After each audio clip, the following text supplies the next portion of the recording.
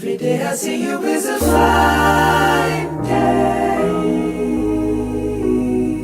Show Bull season guide is here. Army Navy normally is a standalone game. I'm joined once again by my dad, Army Navy, this Saturday, along with the bucked up LA Bowl. We got Boise State and Washington. Who do you have winning that one in the Jedfish first go around against Boise State? I think Washington's going to win that game. Boise State, even though I think they tied with like four teams or whatever in the Mountain West, their O was not producing very well. So that's why I'm thinking Washington probably will win that, Justin. After that, we have Troy, Jacksonville State on December 16th. The next day, Old Dominion and South Florida. South Florida obviously wasn't able to squeeze into that playoff, struggling down the stretch a little bit.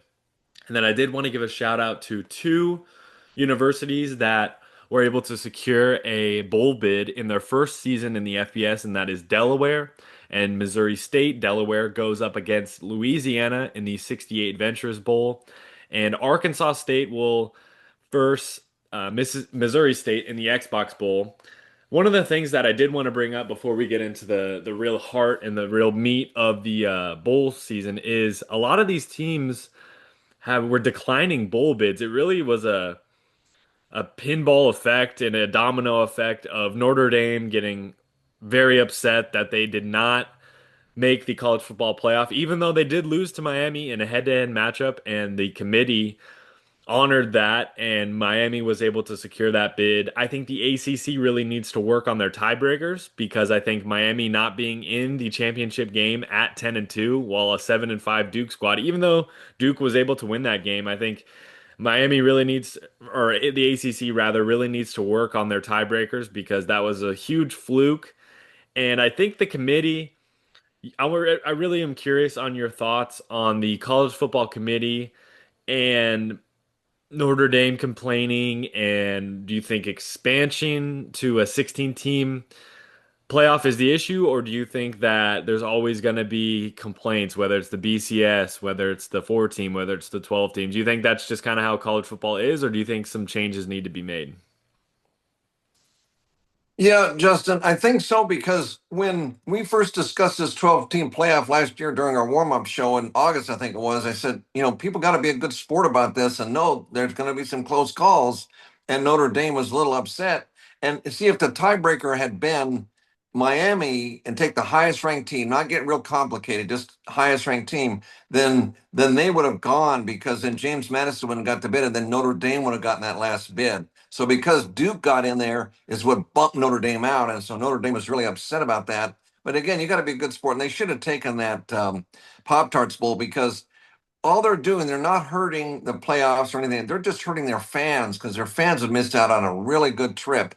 And some people have noted that. I saw that today. I said that they hurt their fans because they would love to go to Orlando. There's plenty to do in Florida. They'd have a nice trip, but they're denying their own fans a chance to go down there and their players too. And they should have taken it. Maybe they'll think about it next time around. Think, well, we should have gone to that bowl. So I know everybody's been dumping on Notre Dame pretty hard this week. The podcasters and the broadcasters, everybody's dumping on them. It's like, guys, just you got to show good sportsmanship. And that's what I learned when I was a youth sports coach is we had to teach all the young people, hey guys, you got to be a good sport. And I think anybody that's an AD, fans, coaches, anything, shall go into youth sports coaching, and they probably realize it because we have to teach the kids, and it would help them so they wouldn't get so upset.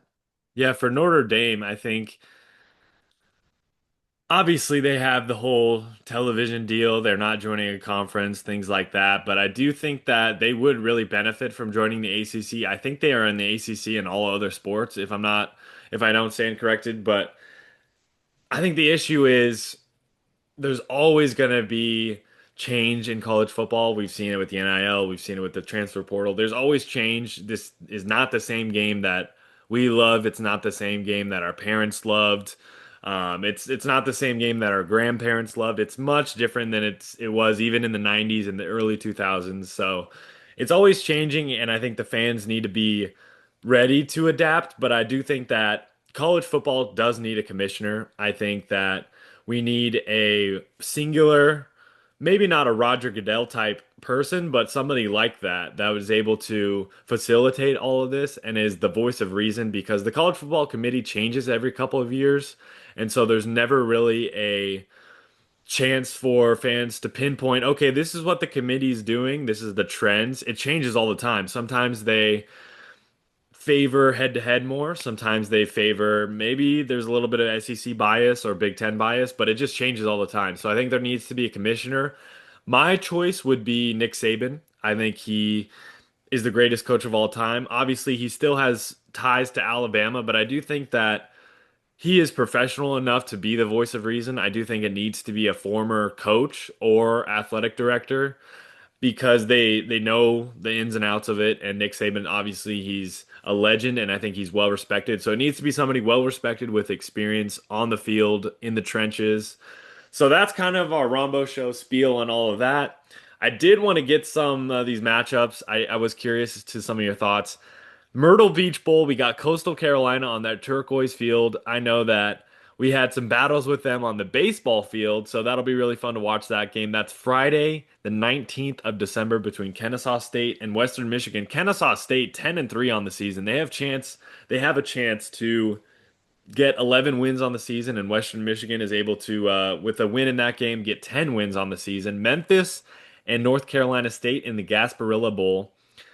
NC State, I think, has an opportunity to end their season on a high note. I think CJ Bailey will have a really good performance, and I think one of the things that I did want to mention too, with Notre Dame declining that bowl, they lose all those practices that they would have had and all those reps that they would have given their freshmen and even younger players going into next season. That really helps because obviously I know that it's a little bit different with Arizona, for instance, but that Alamo Bowl, all those practices before the Alamo Bowl a couple seasons really helped us to get ready for the next season. Obviously, we had a huge change with losing players in the portal and having a coach change, but those practices will help any program. And I think if I was a Notre Dame senior and I played my last game in the regular season and was able to secure a victory, but that was it, I'd be pissed. So I couldn't imagine those players what they're going through. The first playoff game of the bowl season, Alabama and Oklahoma in an 8-9 matchup. This is real close for me. Alabama right now favored by 1.5. Both these teams are very one-dimensional. Oklahoma has a very strong offense, probably, or a defense, actually, a top five in the country. And Alabama is one of the best passing units in the country, but that's about it. They don't really have that good of a defense, and the running game is very questionable, especially with the health of the running backs in question. So for this game, Alabama and Oklahoma, who are you picking? I'll take Oklahoma home field in that. They're both really good teams and all. And again, Alabama did get the playoff even with a loss because that's one thing they were thinking. Well, BYU got knocked down when they lost their championship game, but Alabama didn't, and they were noticing that. And so that's why they're kind of concerned about a bias there, and that's another concern with the committee and all. But I'll take OU in that game. It'll be close, but I'll go OU. Next, we have Miami and Texas A&M. This one in College Station is going to be absolutely electric. I don't see Texas A&M losing this game. They are favored by 3.5 as we're recording this Wednesday evening. So Miami, their only really shot is to try something new because we've seen with Texas A&M in their loss to Texas and throughout the season they've had moments where they've either looked very dominant or they've been down 28 points I believe to South Carolina at halftime then came all the way back. So Texas A&M, we don't really know how they're going to show up. So Miami, I think they're lucky to be in this playoff, so they'll have to try some trick plays, try something new. Hopefully Carson Beck has a good day. You have Texas A&M in that one, I'm assuming. Yes, Texas A&M there in College Station. I think they'll win. Again, Miami's a good team. They were what tied for that big tie for second and all, pretty high, what high rated 12th or so. But I think A&M should win. I think this is going to be the last year that we ever have a group of five team in the playoff. I would say two actually group of five teams because I do think they'll continue that, hopefully, to have the group of five team in the playoff at least one. But I do think that it gets a little sticky with the situation of having two because I do think that Ole Miss and Oregon are going to blow the doors off of James Madison and Tulane. I think that these games are not going to be close.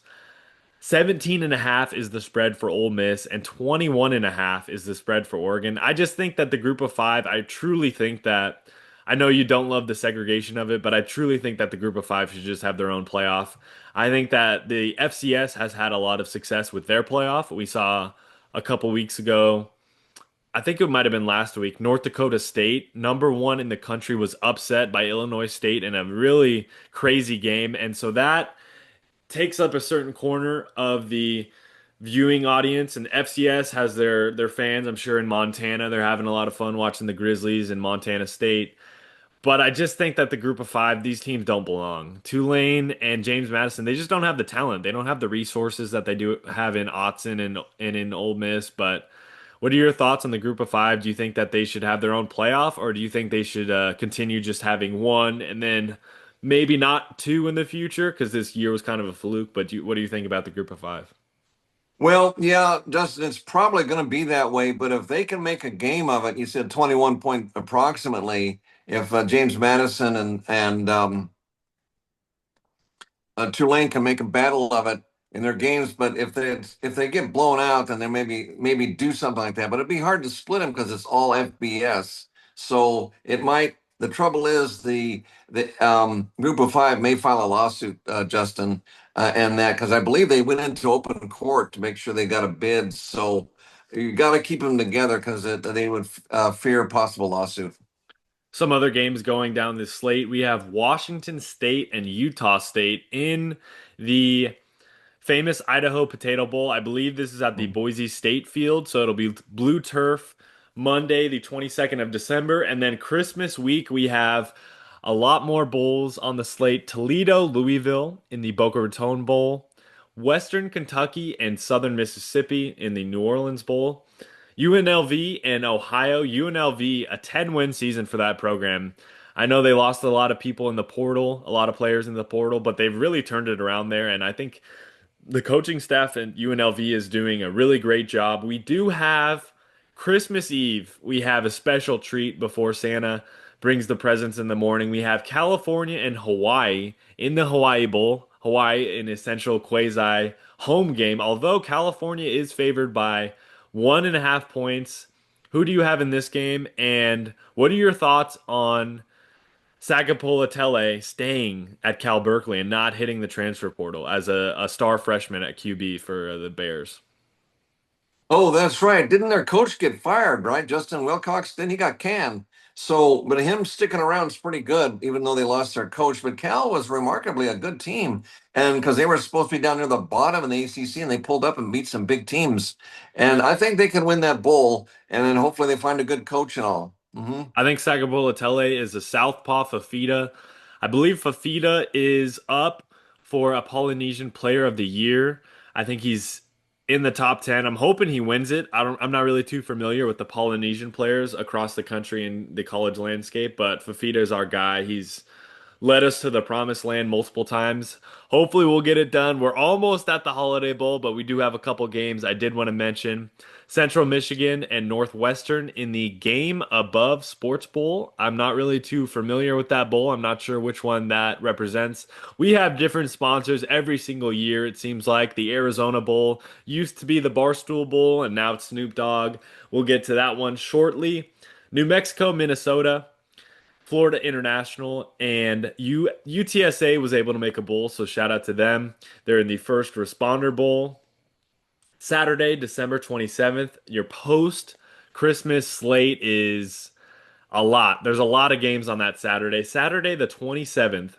As I'm looking, there is 8 games on that Saturday from 10 a.m. all the way until 8:15 p.m. You got Pitt, East Carolina, Military Bowl. You got Penn State and Clemson in the Pinstripe Bowl.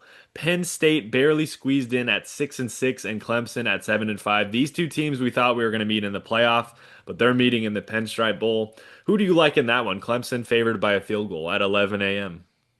Yeah, that's in New York City where the Yankees play. And that would be cool to see that game. That's when I was looking at the bowls I had penciled in, and I'd like to see that bowl. And that, of course, didn't expect to go there, but Clemson, give Dabo, his due, and I think they'll win. UConn and Army in the Fenway Bowl over there in Boston. That'll be a fun matchup. Army at 6-5 because they don't have that Navy game yet on their slate, but they are going to make a bowl. So that's really fun because I know in some previous years we've had some 5-6 matchups between Army and Navy, and we didn't know where the winner was going to go. So Pop Tarts Bowl, we got BYU and Georgia Tech. That's a really fun matchup. BYU favored by 4.5. I think that's in my top 10 for most exciting bowls. We'll get your top 10 here shortly after we run through all of them, but BYU and Georgia Tech, it's always a fun bowl. I know the Pop Tart has a lot of fun with the mascots there, and that's what makes college so much fun. All the mascots here at the bowl. We got Snoop Dogg in the Arizona Bowl. He's gonna be in Tucson on the CW network. Miami of Ohio sitting at 7-6, and Fresno State at 8-4. What are your thoughts on the Arizona Bowl? Are you liking the Snoop Dogg aspect more, or were you more of a fan of the Barstool, or what are your kind of your Well, thoughts on the I Tucson? like the Snoop Dogg angle. The Barstool was a little controversial in that because of his past and that, but Snoop Dogg seems to be very popular in Tucson and all. And Miami of Ohio won big last year in the Snoop Dogg Bowl. They won big over Colorado State, I think it was, but Fresno State's in there. That could be an exciting game. I'd love to go to that game. We've been to, well, you've been to one. I've been to three Arizona Bowls, and maybe I can go again this year. Who knows? But it's Fresno always a State's lot of favored fun by going to three and a Tucson. half. Who do you have winning? Um, Fresno State. North Texas and San Diego State in the New Mexico Bowl. North Texas, obviously, we have some ties to North Texas, and they really wanted to get in that playoff spot. But the New Mexico Bowl is no slouch. Obviously, a couple years ago, Arizona had quite the comeback in the New Mexico Bowl with Matt Scott and crew being able to come back. We were watching it. It was raining outside, and these are the bowl game memories are always so special, especially for the teams that don't really have playoff hopes like San Diego State or an Arizona. So that'll be a fun matchup. North Texas favored by 3. I hope they win that one just for Alex's sake. That'll be a really fun matchup. And the last two games on that Saturday, we have Virginia and Missouri in the Gator Bowl. The Gator Bowl is always a fun matchup, ACC versus SEC. Missouri favored by 7, although Virginia is gonna be ranked heading into that matchup. Who do you like in the Gator Bowl? Oh yeah, that's good bowl and all. I'd go with Missouri in that, but Virginia will put up a fight. And it can be a close game. LSU Houston in the Texas Bowl. Houston coming off a pretty decent season in the Big 12. They weren't able to compete at that top tier, but I do think they had a relatively productive season there in Houston. LSU, much like Clemson, the disappointing sisters in the country because LSU at 7-5. I don't think they're going to win this one. I think they'll drop to 7-6. Very disappointing. Obviously, Brian Kelly is out at coach, so I think LSU has a lot to learn, and Lane Kiffin is going to have a lot of eyes on him heading into next season. So I'm excited to see what happens in that game. Monday, the 29th, in the Birmingham Bowl, we have Georgia Southern and Appalachian State. Appalachian State making that bowl at 5-7 because we had a lot of people drop out of that, unfortunately. But Appalachian State, hopefully they can make a game of it. They are underdogs by 3.5. I'm hoping they can squeeze that one to be 6-7. That would be funny if they were able to end at 5-8, even though they did make a bowl. That's pretty funny scenario. And then Tuesday, December 30th, we have a triple header. Coastal Carolina and Louisiana Tech in the Independence Bowl. Tennessee and Illinois in the Music City Bowl. I know there's been some Music City miracles. There's been a lot of fun endings in that bowl, so that'll be fun. And a Big Ten SEC, you love to see that because those two conferences are butting heads for the best conference in college football. And then USC and TCU, the lights will be on the Christmas or New Year's Eve Bowl in the Alamo Bowl. We've been there. Arizona was able to beat Oklahoma a couple years ago. USC favored by 6 as we're recording this. I like TCU. I really do. I love Josh Hoover at quarterback. I think USC is going to be motivated though because They just missed the playoff. I think if it was a 16-team playoff, they would have had an argument. They would have been up there. We would have been up there. Michigan would have been up there. We'll have to touch on that Sharon Moore situation. So who do you have winning the Alamo Bowl this year? I'm going to go TCU. I think they're going to do it and that because, SC's a good team, but I think I'll just pick TCU. I do think that TCU will win this game. I also think that in college right now, you obviously have more history with the sport than me, but I think this has just been the craziest coaching carousel in college football history. We got Lane Kiffin being the drama queen that he is, doing a quasi hat selection like he's a recruit. He didn't know if it was going to be Ole Miss. He didn't know if he was going to grab the Florida one. He didn't know if he was going to grab the LSU one. And he ended up going to LSU. And then so we have the Ole Miss defensive coordinator stepping in.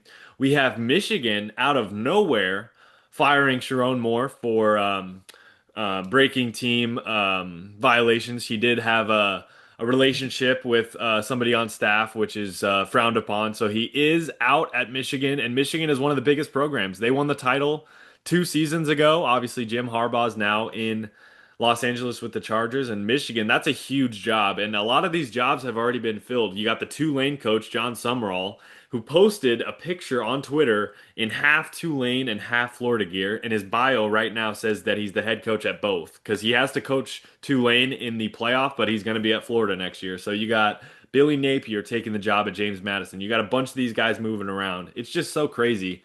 I think this is really one of the craziest in recent memory. I know the season 2 years ago when we had the Alabama getting Kalen DeBoer, and then we had Washington getting a new coach, Arizona getting a new coach, San Jose State getting a new coach. It's just crazy. There's madness going on. Your thoughts on the coaching carousel? And I would ask you, what coach other than Lane Kiffin are you most excited seeing in their new spot? Well, I don't know on that one, Justin, as far as the coach, because it's you just have to wait and see how good they are and things like that. But it is so unpredictable because it fouls up the bowls. All these teams had to decline bowls because coaches were leaving and stuff, and the 5 and 7 guys just got caught off guard. And they didn't want to take them. They had to go down the academic progress rate. We went through a ton of teams before we got three of them, App State and two others. So I wish they would have a rule that the coaches would coach like say if Matt Campbell coached Iowa State for their bowl, but recruited for Penn State during the same time, so they get it all cleared up, so they don't have to decline bowls because Yormark fined both K State and Iowa State for not accepting their bowls. And so they got to allow the coach to do two things at recruit at the new school and coach at the old school. And they get through it because if they hire them right at the end of the season, they bail out and all the coaches skip out. So Iowa State didn't have anybody, so they couldn't have done it. And they get fined for something they couldn't control. So they got to have some rules put in place so they can the transition from the regular season to the bowls doesn't foul everybody up. And because 10 teams declining, I have never seen that, Justin, in all my years where 10 teams decline bowls. And two had winning records, one was 6 and 6, and all the rest of them are 5 and 7 because they went through so many of them that they finally got three. So hopefully we don't have 10 teams declining because the bowls are important and they're a lot of fun. Like Arizona, we were so excited to go to San Diego. We would never decline it. We cannot wait there to get to San Diego. So, and I hope people feel that way about these bowls. They're just as much fun as the playoffs. And you only have to worry about one game, whereas playoffs, you're sweating 4 games possibly.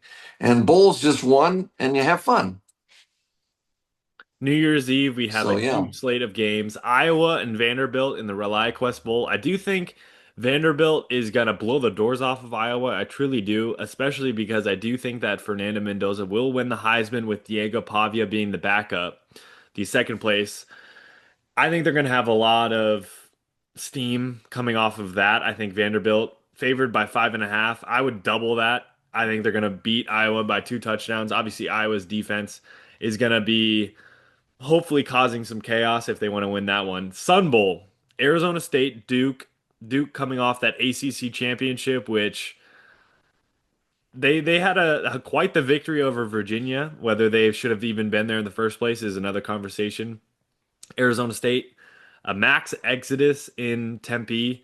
I really do respect and I do like Kenny Dillingham. I think the rivalry between Arizona and Arizona State is going to be really fun for I'd say the next 5, 10 years, however long those coaches Brennan and Dillingham are there. I think he's a really good guy. Sam Levitt got injured earlier in the season and it is entering the transfer portal. And Kenny Dillingham wished him nothing but the best. So there's no really bad blood between them, which I really do respect because the transfer portal is very sticky. I know it causes a lot of bad blood, but these players are just trying to do what's best for their career. It'll be really interesting where Levitt ends up as he was a star last season as a redshirt freshman, taking them all the way to the Big 12 championship and the playoff. Who do you like in the Sun Devil versus the Blue Devil matchup? That one, I'm going to go with ASU on that one. I think they can do it and all. Duke is going to make it tough though. They're pretty good, and they kind of everybody kind of underestimated them winning, the ACC unexpectedly in that because with the controversy in that if they'd picked the Miami and them, we'd only have one group of five instead of two. So it was kind of a fluke that they got picked, and they should just do the tiebreaker, be highest ranked team rather than that complicated stuff. But I'll go Tempe on that one over Duke. I'll take Duke in that one. Michigan, Texas in the Cheez It Bowl, the Cheez It Citrus Bowl. Michigan obviously losing their coach today. Texas, they're going to be motivated, obviously not making the playoffs, being one of the first out of the 12 teams that were selected. Texas favored by a touchdown. I think they cover this. I think they win this. Nebraska, Utah in the Las Vegas Bowl. Utah favored by 15 and a half. Dylan Raiola, I believe, is entering the transfer portal. So I believe he will not be playing. Utah, I think, wins this one big. And then after we cover these last couple bowl games, we will get into our playoff picture and what we think will happen in the rest of the playoffs. But we do have to get into it. Friday, January 2nd, the nightcap after a Rice Texas State Armed Forces Bowl and a Navy Cincinnati Liberty Bowl. The Arizona Wildcats, number 17 in the country, will be playing SMU in the Holiday Bowl, the Trust and Will Holiday Bowl. Arizona right now favored by a field goal. SMU, they've had quite the season there in the ACC, I believe. Obviously, making the playoffs last year, this is a little bit of a step down for them. They've had some crazy wins and some crazy losses. I've been watching a lot of tape on them. Kevin Jennings is an electric quarterback for them. Arizona, red line has been the main mantra for the team this season. Number one passing efficiency defense in the country. Danny Gonzalez and Brent Brennan and Seth Deggy have been quite the trio in Tucson. I think Brent Brennan has done a fabulous job in his second season as head coach. He emphasized keeping Gonzalez and Deggy long term as one of his biggest, if not the biggest, focus for him right now. Obviously, with the recruiting cycle finishing for now in the first recycling or recruiting cycle. Give us your score prediction. I can go first if you'd like, but let's do a live Rombo Show score prediction for the game after New Year's Day heading into 2026. Arizona is going to win 31-17, and we're going to beat the spread because everybody's underestimating our defense like they usually do. Our secondary is known as the no-fly zone, so we'll win that game. We can move the ball, and we've beaten teams that SMU lost to. They they are 0-2 against the Big 12, and if we win, they'll be 0-3 against the Big 12. So we should win the game, and we sold out in one day our ticket allotment. So we're going to probably send 20,000 fans to the game. Yeah, one day sellout is crazy. I think it's definitely going to be Casino del Sol West. I'm gonna say 35 to 14. I think we're going to blow the doors off of them. I think our defense is going to be wired. Going 10 and 3 2 years after a 10 and 3 with that 4 and 8 in sandwiched in the middle is an unbelievable turnaround for the Wildcats. I absolutely love Brent Brennan. I think he's going to be a legend in Tucson. I'm hoping he'll get a statue right next to Lute Olson in front of the McHale Center. Wake Forest and Mississippi State in the Duke's Mayo Bowl. This is a super fun matchup between an 8-4 Wake Forest team and a 5-7 Mississippi State. I never, growing up, used to see 5-7 ever in a bowl. It seemed like it was impossible. It seemed like if you lost 7 games, you were done. So that's really interesting to see that game. That'll be airing at the same time as Arizona. Let's get into it. The playoff bracket. Obviously, we did go over that Alabama and Oklahoma matchup and the Miami Texas A&M matchup. So I think Oregon and Ole Miss advance. I think that Oregon Texas Tech matchup on New Year's Day potentially will be very exciting. I do think Oregon has too much firepower. I think Texas Tech's defense is going to keep them in the game, but I do think Oregon will advance after that. Alabama, Oklahoma. I have Alabama winning that one. I know you have Oklahoma winning, but I think Alabama's just going to squeeze right by. I think Ty Simpson's, I trust him just a little bit more than John Mateer, but I do think at the end of the day, both whoever wins that game is going to lose to Indiana because Indiana's on a mission. That Rose Bowl game will be super fun as well, New Year's Day. Ole Miss and Georgia.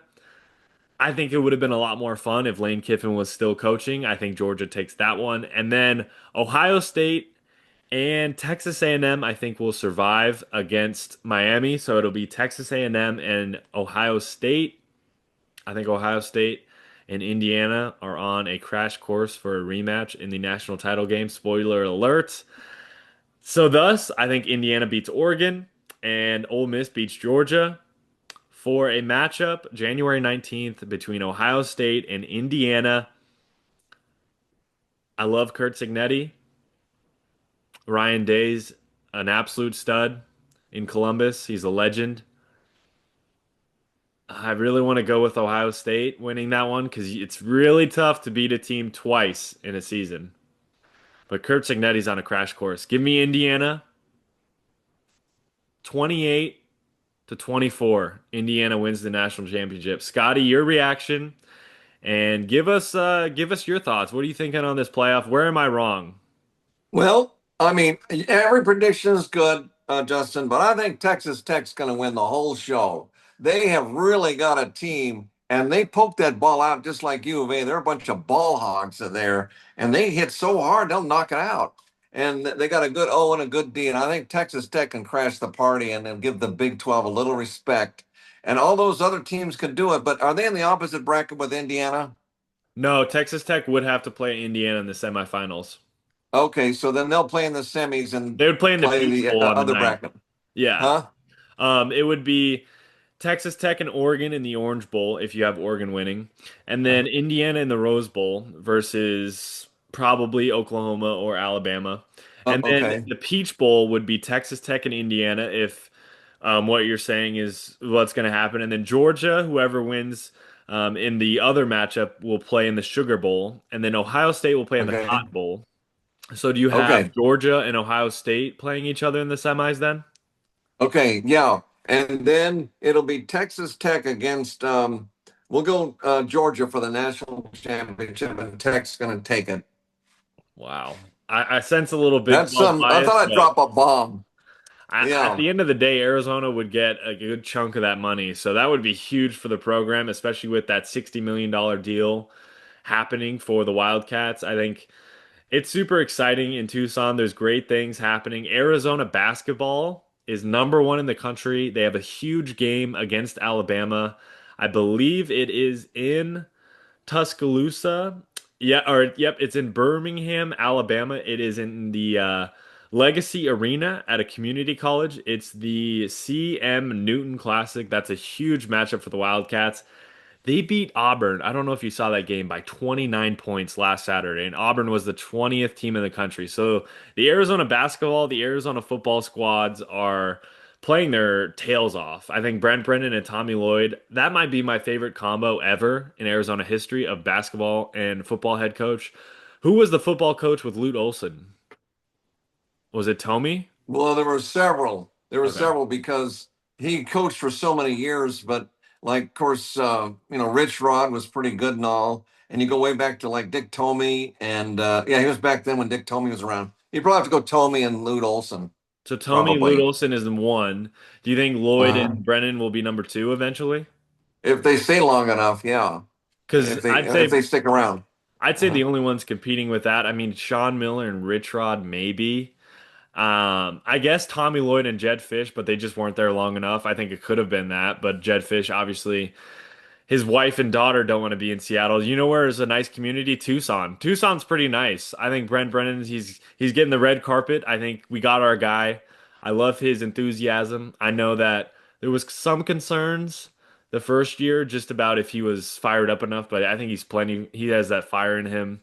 His brother actually caught a touchdown in the Holiday Bowl about 30 years ago, and I'm pretty sure Brent Brennan was at that game. So the family ties are there, and the Wildcats. I'm hoping to secure a victory. I think that the signing of Oscar Rios is going to be huge for the Wildcats. He's the highest signing quarterback since at least this century, which is crazy because we've had Fafita, we've had obviously I think we got Foles in in the transfer window, but Oscar Rios, he can be Fafita's successor. I think that Brennan, he's found the formula.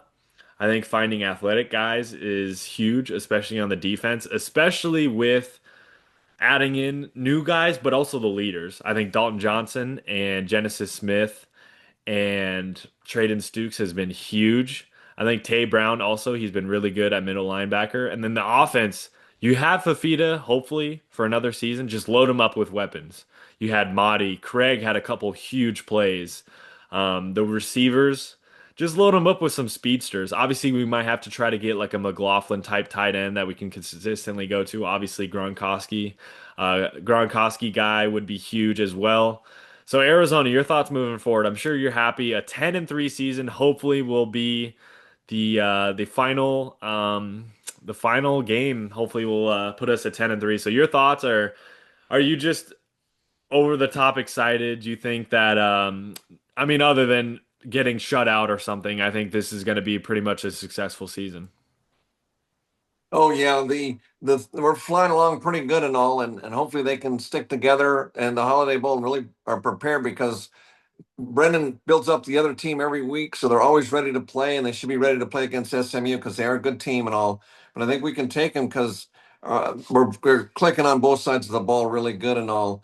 And he'll find replacements. Those big three back there in the secondary are really going to be hard to replace. Stukes, Dalton, and the other one. Yeah, Um, Genesis Smith. Genesis Smith, yeah, they're really good, and so he'll find some new guys. He knows how to find them, and we'll rebuild a lot. And they're getting big linemen too. They said we got to get some big linemen, so they're getting those guys too.